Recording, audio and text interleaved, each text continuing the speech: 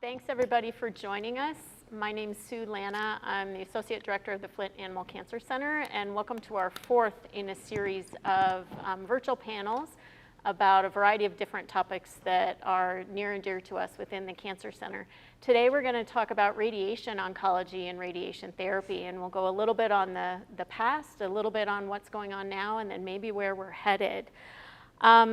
I'm going to have our panelists introduce themselves here in a minute, but first I wanted to let you know about our format for today.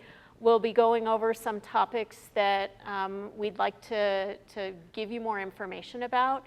We'll then answer some questions that have been submitted in the chat or in the chat prior to the forum, and then if time allows, we'll answer some questions that are in the chat. If we don't get to everybody today, we will follow up with you by email or independently to try to answer some of your questions. So we'll get started, and I'll go ahead and have our panelists introduce themselves, and we'll start with Dr. Larue.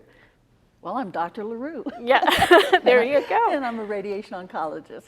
All right. Hi, I'm Kira Boss. I'm also a radiation oncologist. And I'm Tiffany Martin, and I am also a radiation oncologist. All right, that was easy. Okay, we're going to get started with Dr. Larue. The first question is for you. Can you give us an overview of the radiation oncology program at the Flint Animal Cancer Center, kind of where we started, what's been going on with advancements in people and technology, and kind of where we are currently with the growth of our team? Well, I think there's a lot of information that may surprise you all. And I'm very fortunate. When I came here, you know, things were just beginning to blossom. But the real start of cancer therapy here wasn't at the time of the Flint Animal Cancer Center. Things went on before, and so you all know our building and the people who work here. But many years before, in 1957, a radiology resident named Ed Gillette was challenged by his department chair, William Carlston, to start a radiation therapy program to treat both livestock and pet animals. And so, and Dr. Gillette did this, and right from the beginning, there was an urgency to learn about the outcome so it could be reported. And so they reported everything, and then later on, Dr. Gillette started doing what he called comparative oncology. Now, the trendy word now is translational research. Well, back then it was comparative oncology, comparing the tumors of people to the tumors of animals, and can the animals be a model?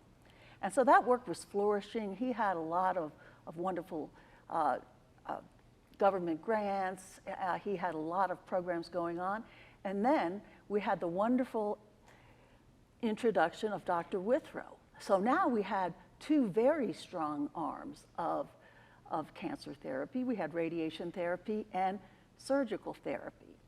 Over the years, in the radiation side, we went from some very old equipment and from using radioactive needles that were put in horses' heads and sometimes found their way out. And the saying is, if you're going to lose a needle in a haystack, make sure it's radioactive, because then, you know, it could be found. But it was wild and fun and growing, and all of the information was going to human societies, and we were very well recognized from the human societies as doing this translational research. Over a period of time, we got a new hospital built. That was about 1979. And we had a vault for a linear accelerator put in. And so we still have the same vault. We're on our third linear accelerator. And during that time, the program has grown from a single radiation oncologist to 3 surgeons, 4 or 5 medical oncologists, 3 radiation oncologists, and residents in all of those different areas. And we have been really blessed by support to allow this program to thrive. And I don't think there's a single person who works in the Animal Cancer Center who isn't happy that they're there, because it couldn't be the best place. It's the best place in the world to look at cancer and help a patient, and then also be doing something that may help humans. So that's the beginning. Awesome, thank you for that. One thing, The scarf? Oh, thank you. Yeah. I almost forgot the most important thing. Back when we were oh yeah, the comparative oncology unit, our logo was something different. And so these are the scarves that our patients would go turn it home with. around. Yep, I got it. Got it here. And so you can see the man hugging the little dog, and in the dog you can see the atom symbol representing radiation. And so again, this is where we started as the comparative oncology unit. Thank you.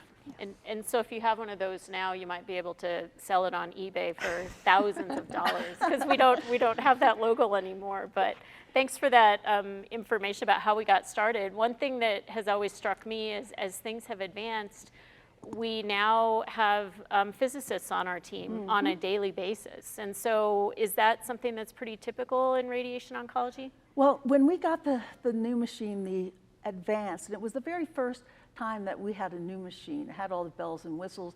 It was at that time the most sophisticated radiation accelerator in northern Colorado. And so at that time I was asked, well, I think you need to get a second radiation oncologist. And I said, no. I said, then it'll be the blind leading the blind. I think it's more important that we have a physicist to get us started. And that has been a godsend. Fred Harmon was our first physicist. He was very experienced. And as our machine came in, it sort of, things came online at different times. And he taught us about it and all the different actions of the machine. And he showed us techniques for planning, because inverse planning, the planning that goes on with this type of machine is very, very different than the planning I'd done in my previous years doing radiation oncology. Then over the time, we have Larue right now, and he is, not every school or private practice has a physicist, and we are really lucky because he keeps us on our toes. He makes sure our quality assurance plans are on top of things. He is very,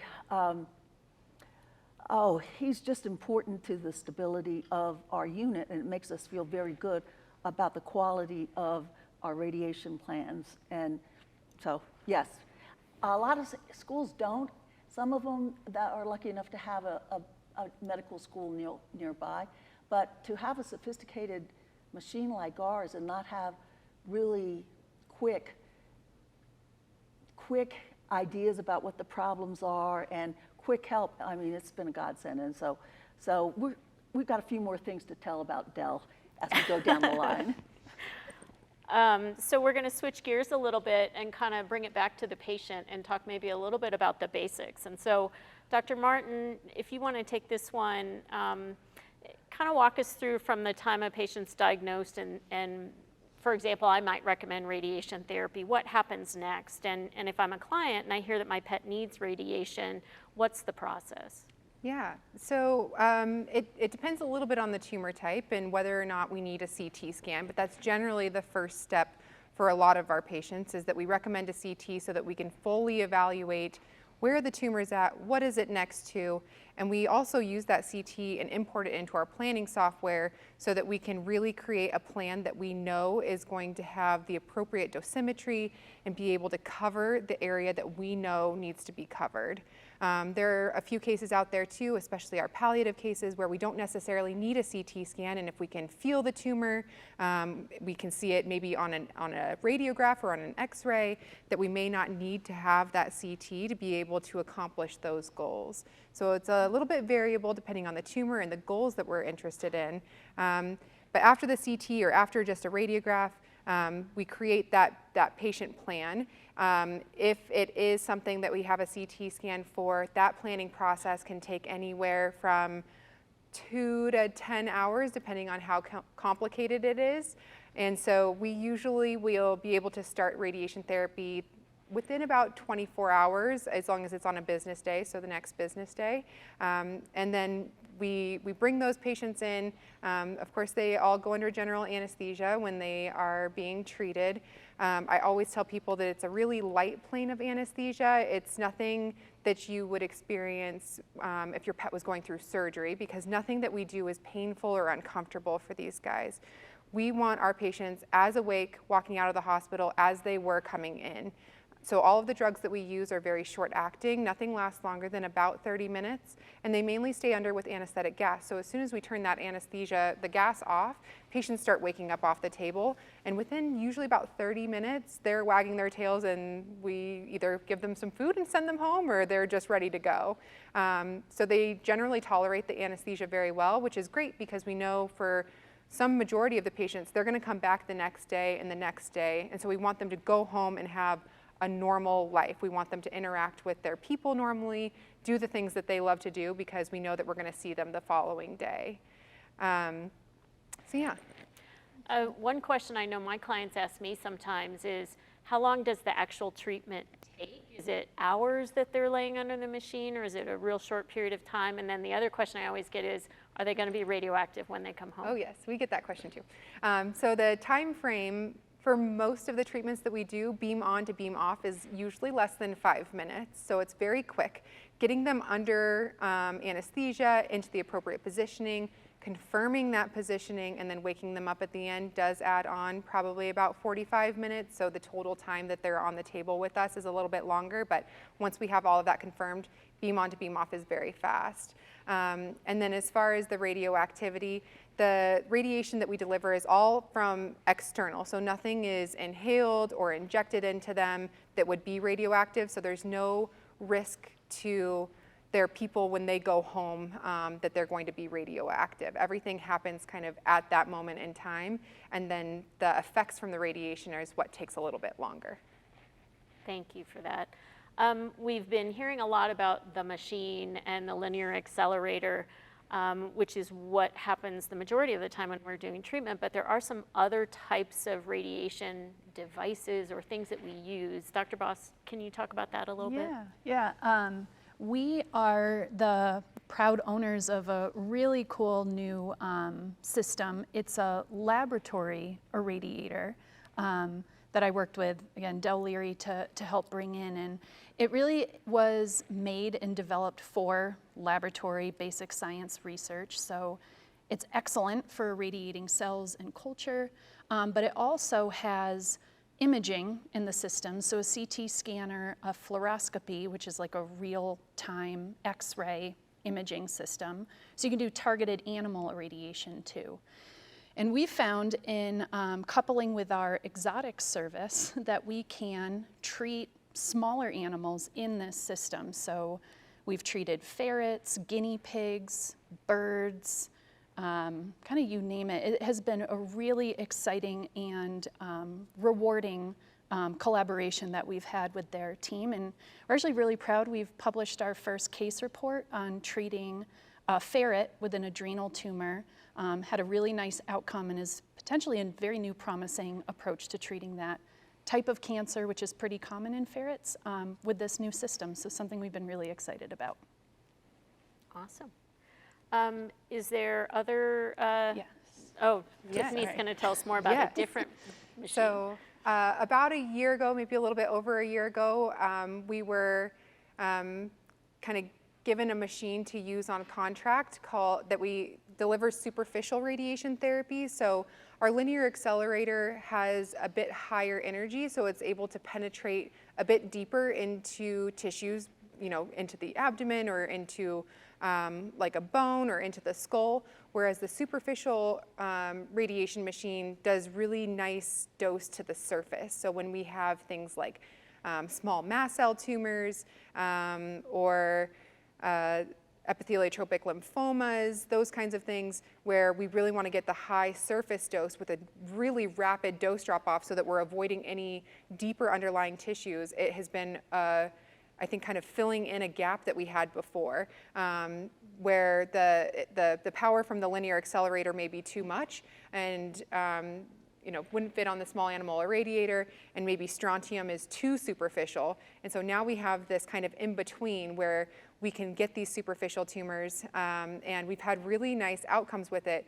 We also are going to be using it on horses, which is also another really cool avenue for us because horses have really limited availability for radiation therapy. They won't fit into our vault. There's not a whole lot of other options that they have, and so this unit is portable. We can take it into the equine hospital, and we're primarily going to be looking at using it for periocular squamous cell carcinoma, so right around the eyes, where they may not have another treatment option other than surgery and possibly like enucleation or removing the eye. So this can help horses a lot, and so we're really looking forward to getting that started. And we just got our contract renewed yesterday with them, so there will be a lot more to come with it. The other thing that we have that's pretty cool for us is that we have several 3D printers that have been able to do a variety of things. One of them is that we can print from a CT scan, and so we can create these customized prints from the CT and use them for surgical planning or for radiation planning. We've had a couple of cases where the surgeons wanted to be able to see exactly where the tumor was and how they might be able to take it off. And so our physicist, Dell, has kind of created a little bit of a program with this where he can 3D print that skull, and then we can print the tumor separately, and they can see exactly where do we need to cut to be able to get this. So it's really helpful for them to be able to prepare for these things before they go into surgery. We also, with that same 3D printer, create customized boluses to help with our distribution of dose. And we did publish a paper on that a few years ago now, but it's something that we still use fairly frequently in the clinic to make sure that we are providing the most appropriate and the best dose possible for our patients. Awesome. So in addition to having our primary machine, we also have these other capabilities, which is really cool, I think, and allows us to do a lot.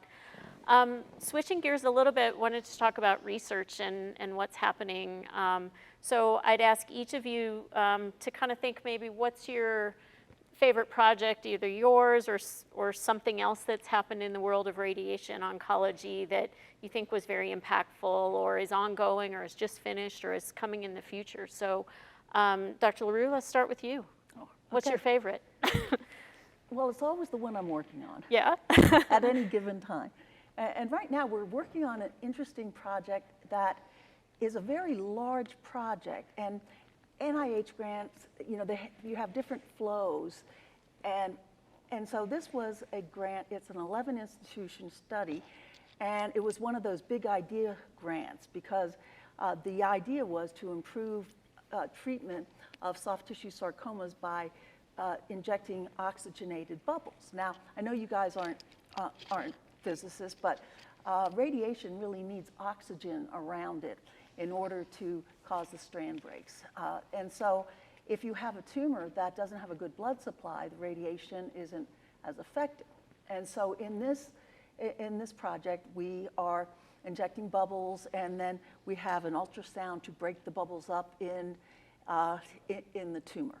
Now, while that is good and that is exciting, we were also lucky to get funding from actually the Anderson family, who may be here today, to help us get more biology, to let us look at more concepts to help us understand stereotactic radiation therapy. And so we are acquiring samples from before treatment, at the end of treatment, 3 weeks later. We have a number of different things we are going to do with these samples, and it gives us a different endpoint that will help us understand the biology better. And so, I think that's a pretty cool thing right now. Do you call it the bubble study? We call it the bubble study. Yeah. Dr. Boss, what's your favorite? So we are really excited about studying the interactions of radiation and the immune response. So radiation, we know, is really effective at killing tumor cells, but what's really interesting in killing tumor cells, it actually can bring in immune cells that have another level of cell killing. So positive effects of immune system in the tumor can also spread throughout the body to other sites of the tumor. In saying that, though, there's also evidence that irradiating tumors can bring in immune cells that actually can suppress a positive immune response and actually can promote tumor progression. So we're really interested in studying immunotherapy that can help shift that balance from kind of the more suppressive tumor-promoting cells to the more active tumor-killing cells. And we've worked with Steve Dow's lab, actually in just completing a clinical trial in dogs receiving that high-dose stereotactic radiation therapy in combination with a new immunotherapy combination. And we actually saw some really promising results in terms that the immunotherapy does promote more of that positive immune response for these dogs. We've just submitted it for publication, and we hope to continue with that research. Some of the other research areas that we're really excited about is that we work closely with some of the head and neck cancer researchers at the University of Colorado. We are actually kind of in the head and neck cancer realm. In our world, we treat a lot of nasal cancer, predominantly in dogs. And it's interesting because, again, as we see it very commonly, it's not very common on the human side of head and neck cancer. So we're looking at that as a potential area where we can really contribute to translational cancer research. We're performing a comparative study where we're looking at dog nasal tumors and human nasal tumors and looking at the cell types, the immune cell types, the gene expression profiles to really build the foundation from where we can move forward with even more studies. And a project I'm excited we're about to start enrolling dogs with nasal tumors treated with that high dose radiation with a different immunotherapy combination. Again, trying to look at, can we improve tumor responses, how it's affecting the immune system. One of the aspects of this study that I think is really fun and exciting, we've found that we can monitor the immune response in the nasal cavity of dogs by just flushing saline into their nose and collecting the cells that come out. They're under anesthesia, but it's kind of like a neti pot. So we take the cells and all the goo that comes out and we bring it up to the lab and we can count the immune cells, what kind of immune cells are there, what kind of inflammatory proteins can we measure over time. And this is something that we were really excited with the data that we got out in terms of applying this to new studies, and our colleagues at the med school are interested in this same approach to monitoring immune responses in people. So again, just very excited about the directions that we're going in with that research.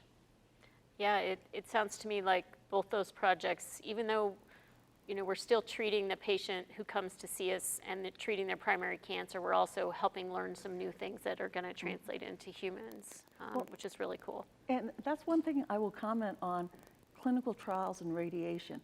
Because we have so much background information about response, a lot of our trials are, this is what we do,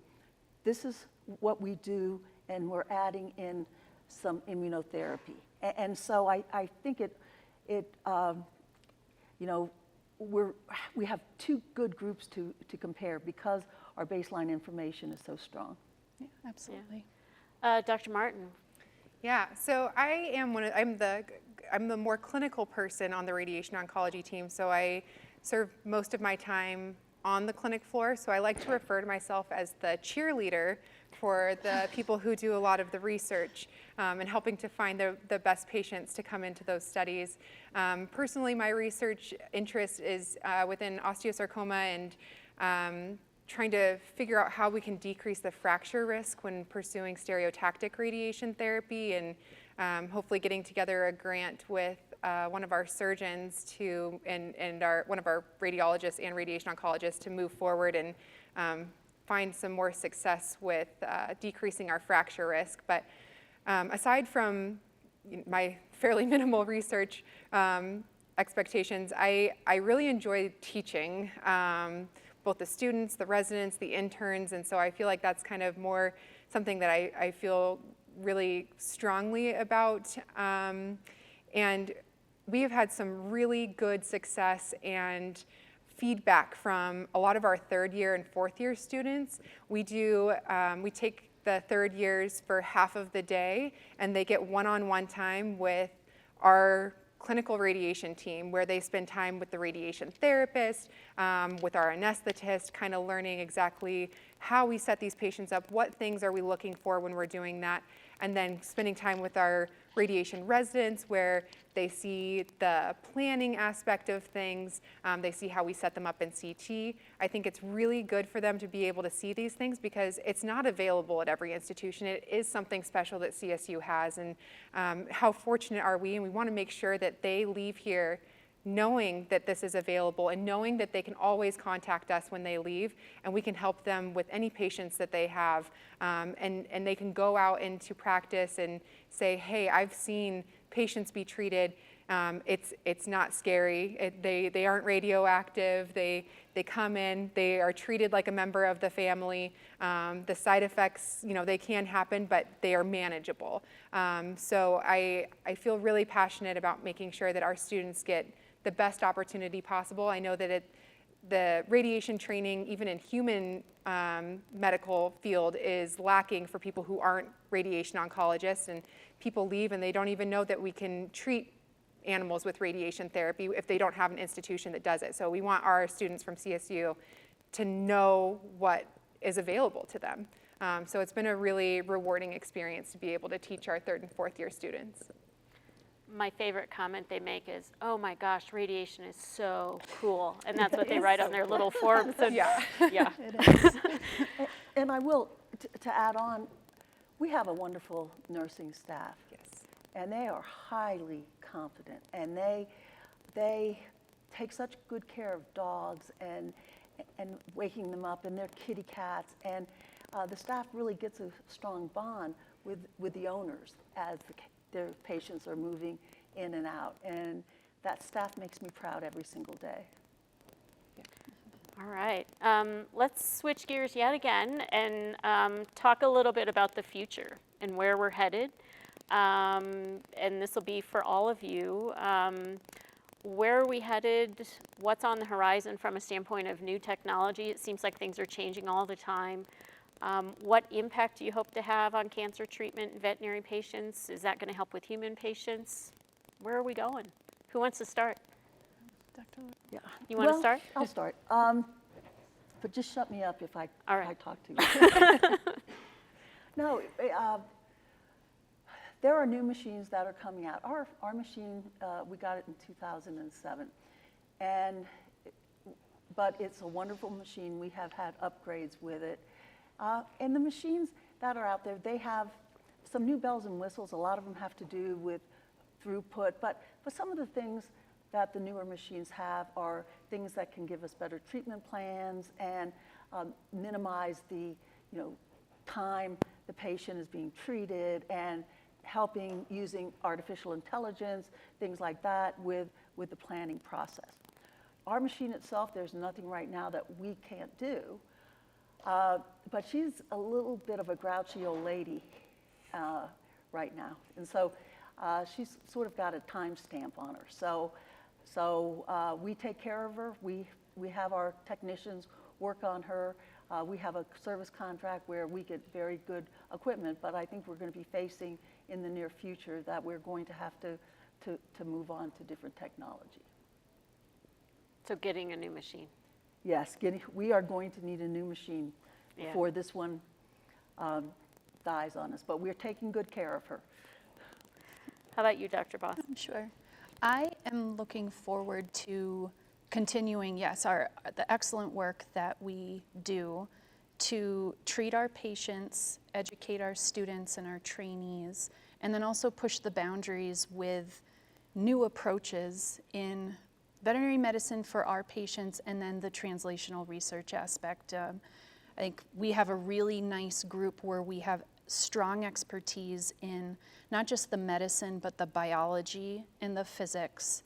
I think having new advanced equipment to keep up with what is modern and cutting edge, not just in vet med, but also on the human medical side, so we can be as translational as possible, is going to be important.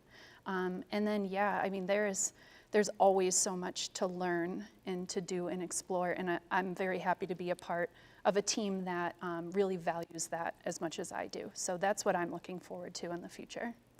Awesome. How about you, Dr. Martin? Well, I would just echo everything that you guys have already mentioned. I don't know if there's anything that you guys left out of there. I really value continuing on the teaching side of things and teaching residents and I recently took over the residency director position, and this is kind of my first group that's finishing up in their last year, and I've got 3 of them, and they've all got these offers coming in from places, and I feel like mama bear, and I'm like, you've done it, you're there, and it's really fun to see them be excited about their future and everything that they can do, and I'm just really proud of the radiation oncologists that they've become, so I'm looking forward to having more of those warm, fuzzy feelings and watching my little ducklings go out into the real world. Awesome.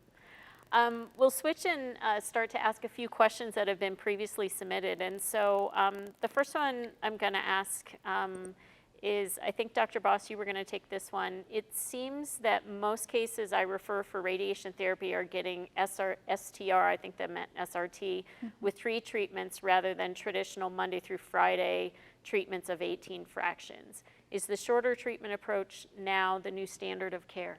Yeah, that's a really good question, and one that we discuss on a daily basis. So I wouldn't say kind of standard of care, because there are all different scenarios where we discuss when 3 fractions of that high intensity stereotactic radiation therapy is appropriate versus the more conventionally fractionated 1 small dose of radiation each day for the 18 treatments. I think the difference is nowadays we have more and more literature and evidence for some tumor types that we can get comparable or even better outcomes with a shorter protocol, with a higher intensity radiation treatment, than spreading it out over a month. So while we still offer both, I think that we now have more and more evidence-based medicine to feel comfortable with saying, hey, we can do this for your pet in 3 treatments, so then you and your pet can go home sooner. But there are situations where it is most appropriate to still be doing the longer course of radiation. And in the settings I usually talk about that, it's for, say you've got a tumor that's been removed and we still have tumor cells that are left behind. Those small doses of radiation each day are just much more appropriate for normal tissue health and killing those tumor cells that are in the radiation field, but not causing unnecessary kind of damage or stress to the normal tissues in the field. So there is a discussion, there is a rationale behind when we would recommend the shorter treatment versus the longer. And it does sometimes just vary on a case-to-case basis, but it's a really good question and something that I think is going to be more and more established in veterinary radiation oncology moving forward. Well, that's a great segue to one of our other questions, which is, how do you prevent radiation injury to non-target organs or structures? And so, Dr. Larue, I think you were going to take that one. And that is a good segue, because back in the day when we were only able to do fractionated radiation therapy, the rationale was that over a period of time, the normal tissues would tolerate that, and we would be able to kill enough of the tumor cells to cure the patient. So with stereotactic or intensity modulated radiation therapy, the newer types of radiation, we have a lot more ability to be precise about where we are delivering dose. Back in the old days, you know, we would basically have a sort of a square field. You know, we could put some blocks around it, but everything would be getting the same dose. Now, one of the fun things when we are doing radiation plans, you almost feel like an artist, that you are painting your dose onto the tumor where you want it, and then you're painting lower doses on the surrounding tissues. Now, the way I like to think of it, when you were talking fractionated radiation, you're sparing your normal tissues by giving a small dose per fraction. When we're doing stereotactic, we're sparing normal tissues by avoiding them. And so that's a big difference, but as Dr. Boss pointed out, not everything can be treated with stereotactic. And so when you have scars, when you've had a surgery removed, you are pretty limited to fractionated. But the stereotactic has opened up a wide range of tumors that we couldn't treat before. Things in the abdomen, adrenal tumors, things that would be hard to get to if you didn't have, a very, very focused field. And so not only does this new technology, we can treat the things we used to treat better, but it gives us a whole new areas where we were never able to treat before. Great. This one's for Dr. Martin. What types of cancer does radiation treatment become most effective, and why does an oncologist choose radiation over other modalities? So I like to think that radiation should be an option for every tumor. So I feel like because you're a radiation oncologist. I know, I'm so biased. I feel like everything that comes in, like I could probably treat that with radiation. Is that maybe better option over surgery? Maybe not. So I think that for nasal tumors, absolutely radiation therapy is our go-to. There's a number of brain tumor cases where surgery may not be an option, or if it is an option, it's got a really high side effect profile that comes with it. And so sometimes we'll just go with radiation without pursuing surgery in addition. But with the new advances from the machine and the knowledge that we have, we can treat adrenal tumors, especially the ones that are invasive, that may come with a high morbidity with surgery. Bladder tumors are another ones because a lot of those are in locations where surgery is not an option in our veterinary patients. And so there's a number of tumors that we can treat. And I usually will tell people, or not, I have made the statement before that we can irradiate anything. And then it's just balancing whether that's the better option over surgery. And better may not necessarily mean a longer time of tumor control, but it may mean less risk with moving to surgery. It may mean less deformities than moving to surgery. So I think we can irradiate almost anything these days, with the exception of a couple of locations that can be tricky, like intestines, because they tend to move so much that it's hard to target them. But most everything I think we can be fairly successful with. And then I forgot the other part of the question. Did I answer it? No, you answered it. Okay, good. Yeah. Another question that came through was, what are the newest options at CSU for treating lung metastasis? And so Dr. Larue, if you want to cover that one with respect to radiation therapy.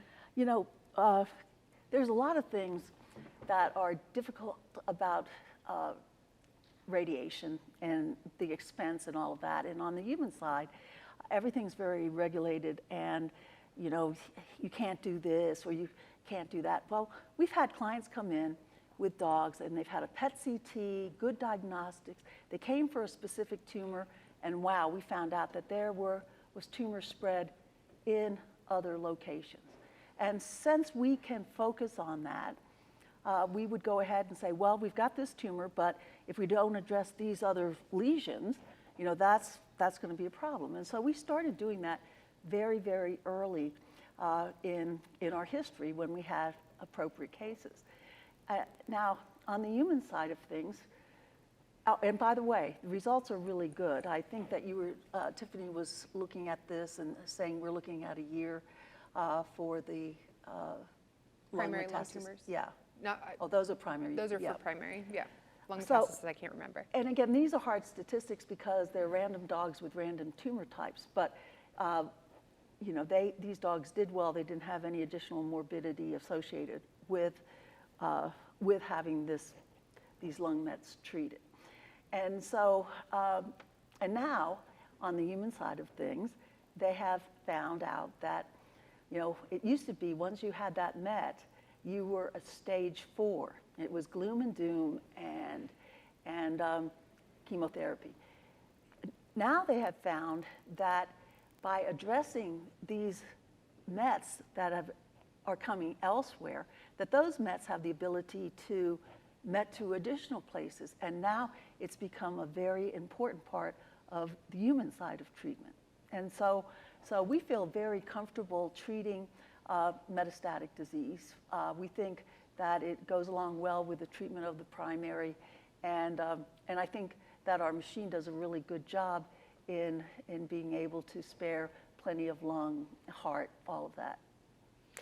I think one of the things that you mentioned was for appropriate cases. Yes. Because the number of nodules or spots within the lungs might dictate whether radiation is appropriate or not. And the other thing might be the size, potentially. Does that limit you? How big or small can you go? Well, small, well, you're right, and it is, we're talking primarily about oligometastases, meaning, no more than a handful. And again, this is a common practice in treating brain metastases on the human side. We do this for liver metastases, but for lung, if you have tumor everywhere, we can't kill enough of the tumor and still spare enough of the lung. And so this is where, we can't use it. We can use it when we have a quantifiable number of metastases, and it's really hard for us to do a tumor that's smaller than a centimeter. So that's the low end. On the high end, it would depend on what we can do when we get it on the treatment planner. Can we treat this metastasis without doing harm and without harming residual lung function? And so, like everything else, almost everything we do comes down to what is best for this individual and what is the goal of the clients for this patient. Great, thank you for clarifying. One other question that came through is around stereotactic radiation therapy for osteosarcoma in dogs. And so, Dr. Martin, I think you were going to answer this one. What kind of longevity outcomes do you see with SRT if used as palliative care for dogs with osteosarcoma? Yeah, so with stereotactic radiation, typically we will combine that with chemotherapy because we know that osteosarcoma is a detrimental disease locally, but it also becomes a systemic disease. So we try and attack it from both ends. So when we combine stereotactic radiation with chemotherapy, our survival times are somewhere around the 9 to 10 month mark, which is fairly comparable with what we see with amputation and chemotherapy. Palliative radiation therapy without adding in chemotherapy, because that's typically how we treat our palliative cases, although I always tell people it's not necessarily wrong to do chemotherapy on top of it. It's just kind of confusing because the goal of palliative radiation would be to make them feel better. Our goal is to improve lameness, decrease pain, and then the goal of chemotherapy would be to extend the interval of time without metastasis or slow down metastasis. So they are a little bit competing thoughts, but we will do it sometimes. With palliative radiation therapy without chemo, we usually will say somewhere around 2 to 4 months. With that, we tend to see that pain start to come back. We can always repeat the palliative radiation at that time, but in general, we don't think that we'll get quite the duration that we did the first time around. So using stereotactic as a palliative measure, just thinking, we're not going to cure these animals. So then in that case, it would be palliative. We're somewhere around the 9 to 10 month mark. What type of side effects would you expect with stereotactic for osteosarcoma? Yeah, so recently we evaluated 123 cases that have gone through stereotactic radiation, and we were able to peel away which cases had more significant side effects and correlated that with the dose that they received, which is really helpful because we were able to tailor what our skin dose should be, because the majority of them got skin side effects, or the majority of the ones that got high dose got skin side effects. And so now with our new modified skin constraints, we can still see things like hair loss right over top of the treatment field. The skin can become a little bit reddened. But other than that, we really don't anticipate seeing much else unless we were to really increase that dose. And of course, we would have to have a very serious conversation with the owners of that pet saying, you know, we're going above and beyond what we feel comfortable with. Are we sure this is what we want to do? Because it's not something that we would feel really comfortable doing.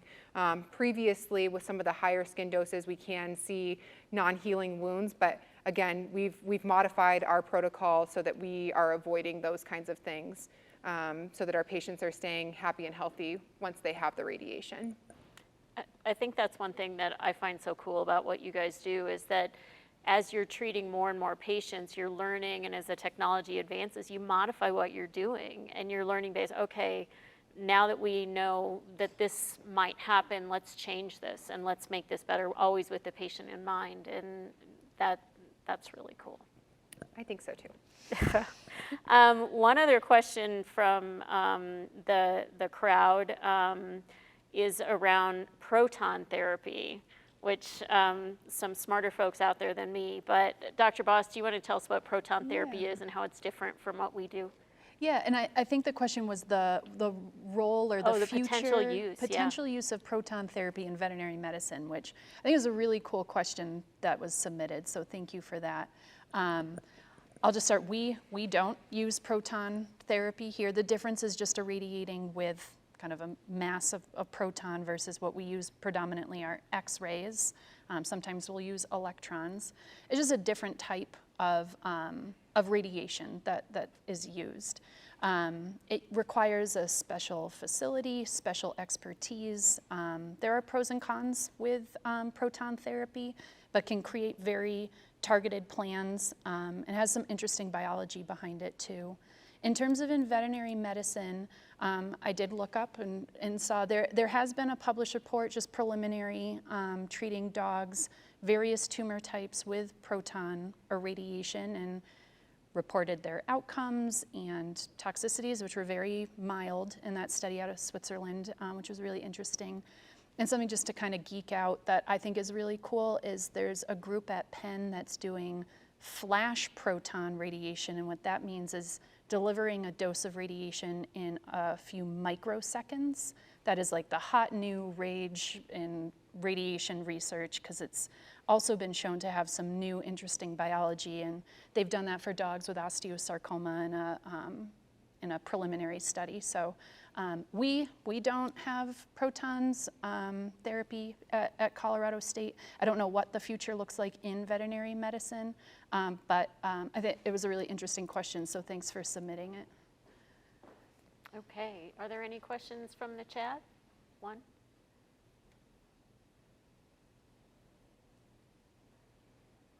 The question is, it sounds like your machine is getting old and needs to be replaced. What does it take to make that kind of thing happen? So I'll repeat the question just in case anybody, it didn't come through, but the question or the comment was, sounds like our machine is old, even though we love it, it's old.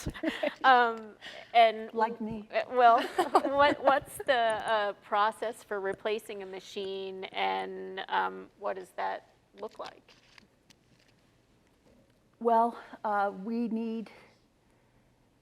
in Colorado, we don't get a lot of direct support from the college, and a lot of the equipment that we buy is from fundraising.